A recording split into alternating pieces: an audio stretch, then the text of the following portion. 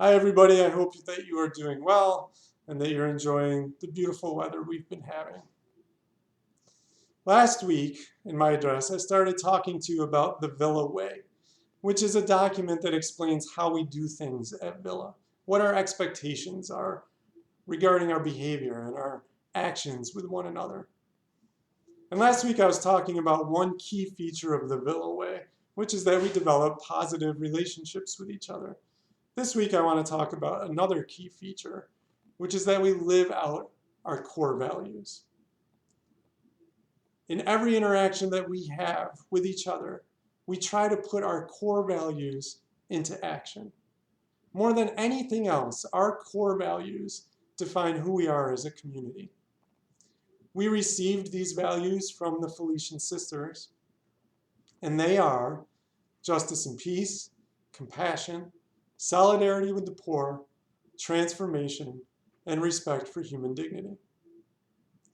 A few days ago, I put out my statement on the killing of George Floyd. And from the second I began writing it, I was thinking about what do we do next. Statements are good, they're well-intentioned, but we know that a lot more needs to happen. And to be clear, this isn't about my personal politics or about what's politically correct right now. This is about what our core values demand of us as members of the Villa community. And so while we're dealing with a global pandemic, economic freefall, and the continued push to end institutionalized racial oppression, we know that more needs to happen, that we must take action. We're not always going to agree about what that action looks like or what it is, but we know that at its root, we must insist that all people are treated equally with dignity and respect. That we must create the conditions at Villa to look at where we are falling short and to think about how we can do better. That we need to listen to each other carefully and fully.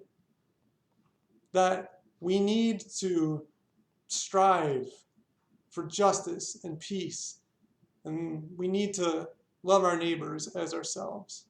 This is hard work. This is demanding work. It is the work of transformation, and it is absolutely vital.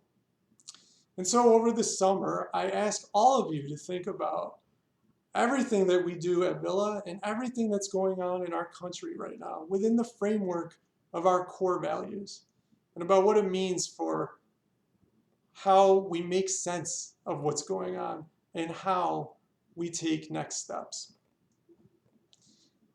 As you come back to campus over the summer and you have to work with us within the context of the safety protocols that we've put in place because of the pandemic, know that we are going to try to implement those protocols and those safety measures in the most compassionate, respectful way that we can.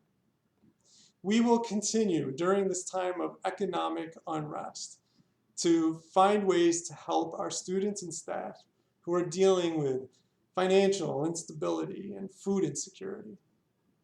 And I will work hand in hand with our Diversity, Equity, and Inclusion Committee to think about how we need to do things better to make Villa a more inclusive place. I don't have all the answers right now. None of us do. But I know that if we work together, we will create a path forward for Villa. And that path will be rooted in our core values. So I look forward to engaging in this work with you and to walking hand in hand with you down the road that path leads us. Thank you. Have a good week, and you'll hear more from me next week.